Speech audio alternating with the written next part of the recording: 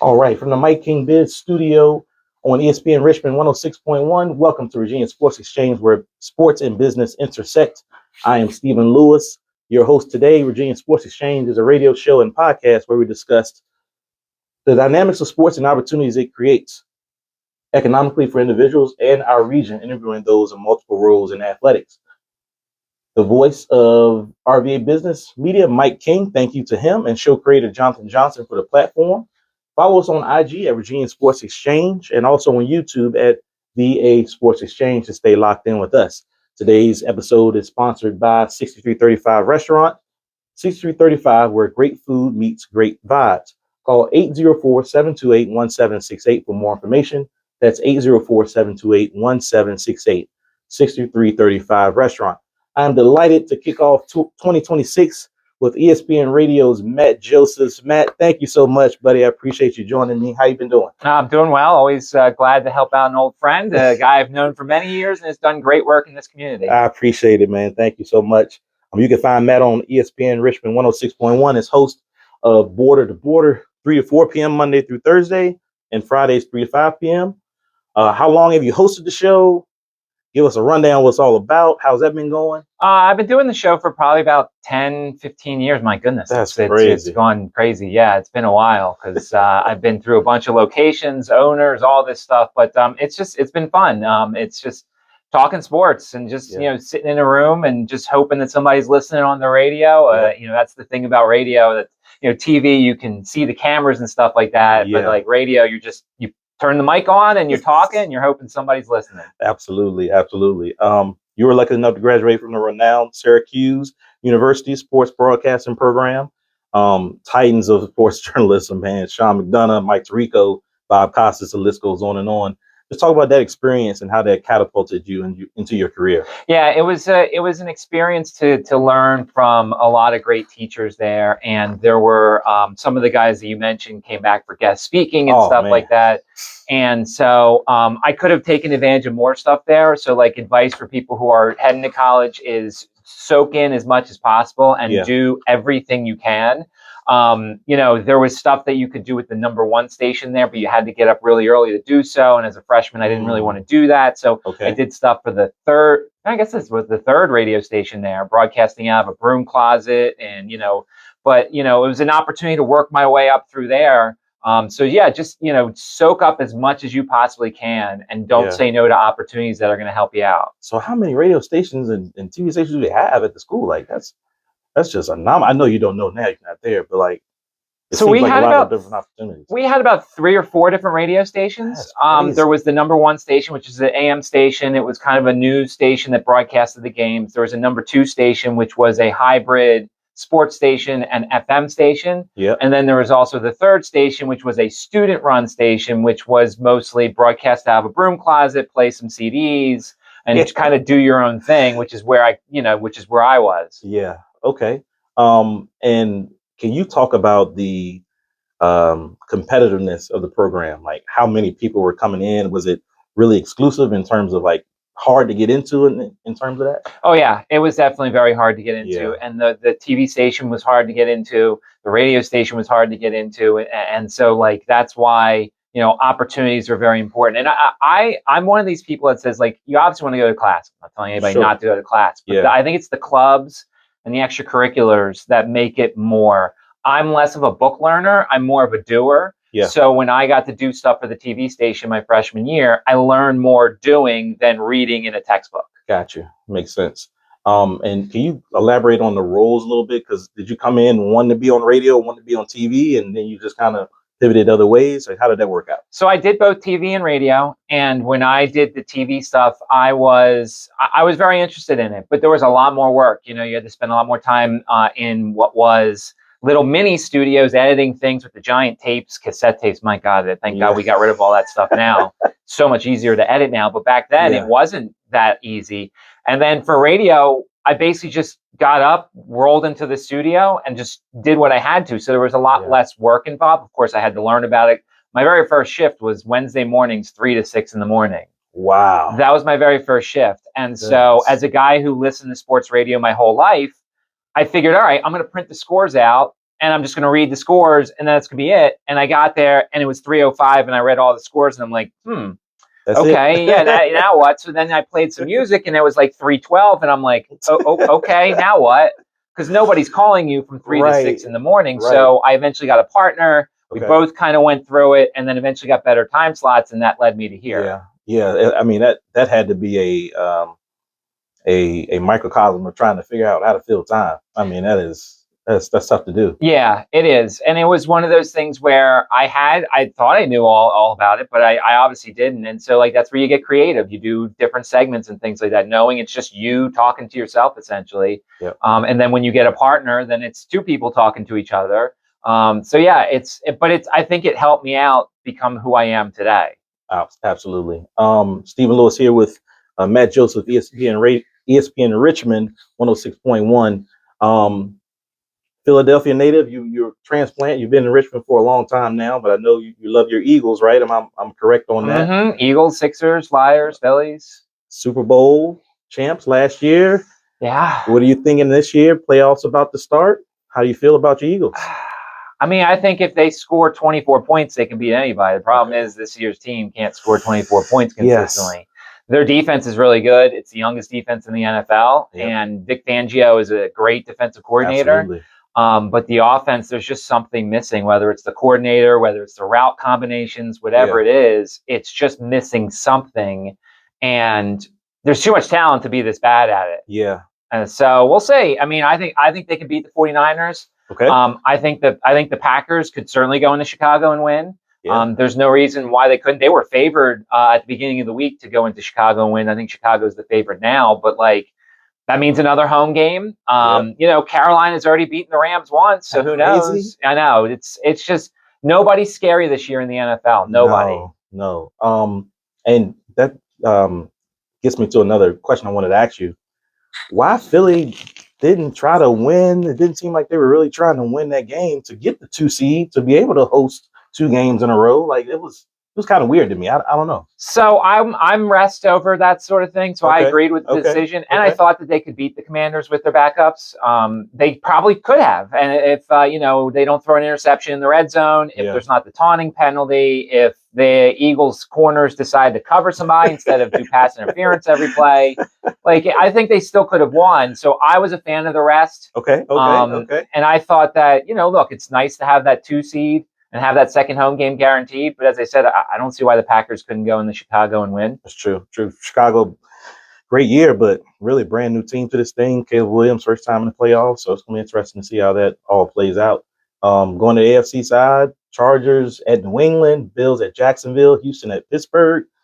Same thing. Are you feeling the same thing in terms of not really a giant over there? Just interesting matchups? Well, I think, I just think it's every team has their own flaws. I mean, every Denver game is one possession, it feels like. Every single one. And they won them. I think I saw 11-2, I think they were in one-score games. I think exactly. So, that flips a little bit in the playoffs. Like, you don't always, like, there was a Seattle Mariners team a couple of years ago that was tremendous in one-run games in the regular season. They got to the postseason, they lost because that started to go against them. So, Denver's really good, don't get me wrong, but you also have Bo Nix's second or third year. Yep. So this is all new to him. Second year. Second year. So it's all new to them. They could certainly win.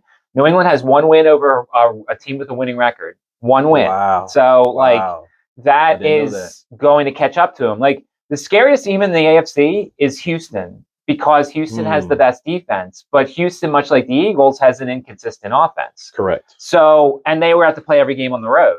Yes. So I really like Houston, but the problem is they got to play every game on the road. They should beat Pittsburgh, but it's Aaron Rodgers. And every time Aaron Rodgers is out there, you got to believe in him. Yeah. Houston running game. I don't know. I thought Nick Chubb will have a little bit more left, and they're using some younger backs, Woody Marks. I don't know. I like CJ Stroud. I like Nico Collins. I don't know. It's going to be interesting to see how things go this week. I like their head coach. I like D'Amico Ryans a lot. Awesome. D'Amico is the type of guy that, I think we're getting towards a lot of CEO coaches in the NFL. Yeah. There's a lot of guys who don't specialize in offense or defense. He is a great motivator and he's great with defense. So he does 2 things that you're supposed to do as a head coach. So I really believe in that guy. I mean, I'm a Tomlin guy too. I've talked about it on my show. I'm a Tomlin guy because I think all he does is win. Like, granted, it hasn't led to playoff wins, but who's his quarterback's been lately? Correct. Mason Rudolph. I mean, I can't even name all the bad quarterbacks he's had the last couple of years, and he's still winning. So that whole fan base wants to push him out, but just wait until you do, and that first year you don't make the playoffs, then you're going to wish you had him back. I am a Vegas Raiders fan. I don't know if you remember that. So it is very bad. It's been very bad in Vegas. So when I heard them saying Mike Tomlin go, I'm like, send him to Vegas. I'll take him in a heartbeat. Please send them over. But when they won, they beat the Ravens. I'm like, all right, well, maybe they stay off of them. So selfishly, who do you think the Raiders should get?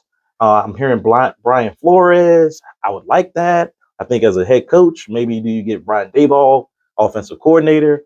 I'm asking a selfish question for a Raiders fan here. I just want to figure out what your take. Cliff Kingsbury looks like he's not coming back. I saw that. Commanders as well. I'm not sure. I just want a solid coach and some wins other than 3-14 wasn't not gonna get it done. So they said Tom Brady wants to reunite the Patriot way. Yeah. Which on the one hand I think is great because they were so successful, but on the other hand, like, the Patriot way was 2000s, and so like the NFL's evolved a little bit. Now I love Brian Flores. That defense is nasty. Yes. I mean, he is the best blitzing coach, defensive coordinator in the league. He was 10-6 a couple of years with Miami before.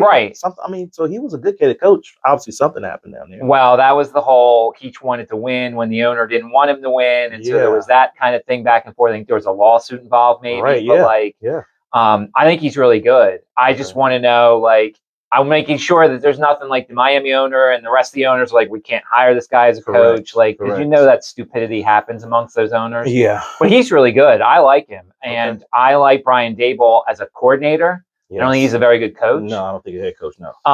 So, yeah, I think so. But the problem is he doesn't have a lot to work with. I mean, it's Ashton Genty, Trey Tucker, and whoever your quarterback's going to be this year. Bowers. Don't forget Bowers. Oh, yeah, Brock Bowers. Brock Bowers, which is amazing because he gets 100 catches, and yet everybody knows he's getting the ball. Yes, exactly. So those three guys are decent building blocks. You just need the quarterback. I don't know if Fernando Mendoza's the answer. That was my next question. Is Mendoza, Dante Moore? I think Mendoza's Kirk Cousins to some extent. Okay. I think he'll be solid, but I don't think he's a number one guy. Yeah. It goes back to when your team drafted Cleveland Farrell so early, and I felt so bad for him because he had such expectations put on him. He's a great player, don't get me wrong, but to start your career off as what? He was like drafted 7th?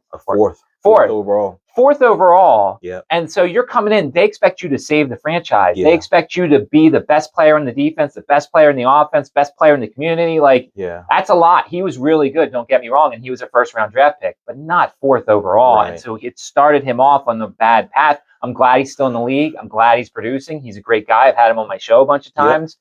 But it was the Raiders need to draft the right guy with that selection so that way they can go in the right direction. Yeah, fingers crossed. I mean, Jamarcus Russell was the last number 1 pick for the Raiders. I was just like, come on, man, it's been too long. I just want us to be a reputable franchise, so hopefully they'll turn it around. Kind of pivoting to sports gambling, you've been into that for a long time. I know you have to make your trips to Vegas and things of that nature. You don't have to do that now. Just pick up your phone and you can put bets in and things of that nature. How has the landscape changed in terms of sports betting at this point? Like, just give you a feel on that. Well, I think you notice it in all the pregame shows. You notice that when they make selections, when College Game Day makes selections, there's the spread right at the bottom. There is when NFL on Fox is on, the spread's right at the bottom. They're making picks off of spreads, and I think it's there's some people who don't want it. I remember I got a phone call from a guy. He's like, I'm in the car with my kid.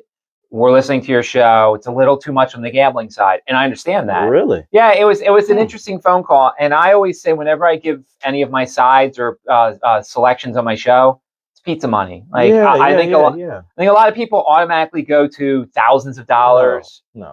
I bet like $5 a game. Right. Like I would rather have 12 $5 bets than one $60 bet. Right. I think it's a lot more fun that way. And I also think it's bankroll management, which is very important because you see the bright lights of Vegas. All the sports books tweet out the guys who win the 17-team parlays for thousands of dollars, but they don't tweet out the thousands of people who lose on those things.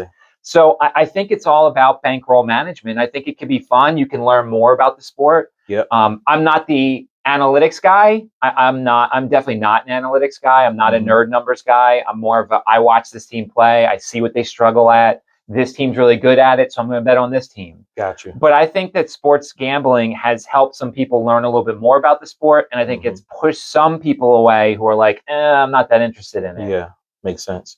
So I know you follow all sports, obviously, as you I know you know about all of it, but college football seems like it's kind of your honey hole. Like you really like the college football. So let's move over to that. 4 teams left in the CFP. What are you thinking? Miami, Ole Miss, Oregon, Indiana. Miami, Ole Miss is Thursday night. Oregon, Indiana, Friday. Hurricanes -3, 52.5 over and under. And then Oregon is 3.5. Excuse me, Indiana 3.5 over Oregon, 46.5 over and under. Just with those matchups, what do you think?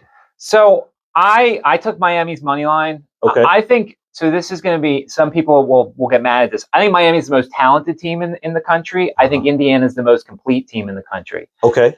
In that I like Indiana's coach more than I like Miami's coach. I mean, Curt Cignetti, we saw him in this area, what he did with JMU. Incredible. And what he's done for Indiana, a team that was a basketball school 2 years ago. Now they're in the Final Four. Yeah. And so I just think he is the ultimate equalizer in any game. There is not a coach in college football, for the most part. I'm a huge Kyle Whittingham guy, so I was happy to see him go to Michigan. But there is not a coach that I would give an edge to game plan-wise more than Curt Cignetti. And so if that matchup comes about, then we can discuss that. But I like Miami. I think they're the more talented team. I think Ole Miss has this magic around them because of the whole Lane Kiffin stuff. And you really want to root for them. But then you realize LSU's paying Lane Kiffin for every round that they're going. So it's like, well, now I'm like, oh, he still wins in the end. Yeah. But I just like, Miami's just so talented. Carson Beck is just so, he's been through everything. At Georgia, he goes through everything. At Miami, he's gone through a lot this season. And their defensive line is just awesome. And so I wonder if at some point the magic runs out on Ole Miss in this game. Because they're good. They're just not as good as Miami. In the other game, obviously these two teams played earlier in the season, so you have a little bit of a data point there. And that was at Oregon too, right? Yeah. It to Oregon. I kind of like Indiana win, but Oregon the cover. Okay. I just really like this Oregon team. Last week what they did to Texas Tech was impressive. Listen, it was a safety hazard for Texas Tech to be on the same field as Oregon, or at least that's how I think it goes, because all those people saying JMU was a safety hazard. They made JMU look really good. Exactly. JMU scored a lot. Last time I'm waiting for Texas Tech to put up their first points in that game. I just really think Oregon, I like Dan Lanning. I think Dan Lanning's a really good coach. Yes, I think their defense is really fast. I think they're getting healthier too. They didn't have a couple of their wide receivers in the regular season towards the end. They're back now. My question is Dante Moore. Is he good enough? We know what we're going to get from Mendoza. Yep. But I really believe in Dan Lanning. I think he can have a decent game plan in this game. And so I think Indiana wins, but I think we get enough points that I think Oregon can cover. Of course, you could tease it, which is another thing you can do. For those who are not familiar, teasing is adding points. Basically, you could do a 6, 7, 8, 10 point teaser, add it to 2 or 3 games, and then that 3.5 becomes 10.5. And now you're asking Oregon to cover 10.5 instead of 3.5. You pair it off with, let's say you like Miami. Let's say you like Ole Miss. Then you got at least 2 legs. And then let's say you like an NFL game. There's your 3-team teaser. And you add 7 points to every single spread. And now you feel a little bit more comfortable. There you go. Okay. Thank you for that. I like that. All right, fans, there you go. I promise you a little teaser, little pizza money for you. So, Matt, thank you for helping us out there. So you got Miami and Indiana. So who you have winning it all? I think it's Indiana. I do. As I said, the tiebreaker is the coach in that situation. Cristobal's done a great job. But as I've always joked, we haven't had our Cristobal moment yet. Remember there was the Georgia Tech game 2 years ago where he didn't take a knee and they lost. And then there was a game last year I think he made a mistake in. And it may never come this year. So don't get me wrong. It may never come. But he has at times in large games made mistakes, whereas Curt Cignetti, he just doesn't make mistakes. And so my lean would be to Indiana. It would be a great game. It'll be a tightly spread game. But I think Indiana's just better because I think their coach is better. I mean, the Hoosiers look like Alabama. Yeah. It's crazy. Their offensive line is so strong. The quarterback is just standing back there. He's got all day long. They got backs, receivers. I'm just like, what has happened in 2 years? Like, it's just amazing what the transfer portal has done to college football, where you can just turn a program around in a heartbeat when you have a good coach like Cignetti. Yeah, it's weird because you never think Indiana for football. Indiana had 4 seasons before. It was basketball season, it was basketball recruiting season, it was watching old Indiana basketball games and then getting ready for basketball. That's right. Like, that was their 4 seasons. Now it's a football school. Like, Absolutely. I've already seen they got TCU's quarterback, they got Michigan State's #1 wide receiver, they got a really good running back coming in. Like, he's just reloading for next year. And so we have to get used to Indiana being a good football school. Awesome. All right. So Matt's on Indiana to win it all, folks. NFL, I know playoffs haven't started. I know you're a Philadelphia Eagles guy, but take your Eagles hat off. Who do you think's in the Super Bowl? That's really tough. To me, this is the year you could almost bet like a couple dollars on a bunch of different teams. Okay. There's just no clear winner. There's no clear, like, for the longest time, I thought it was the Rams. Well, the Rams have been terrible down the stretch. Yes. But the Rams have Sean McVay. They have Matt Stafford.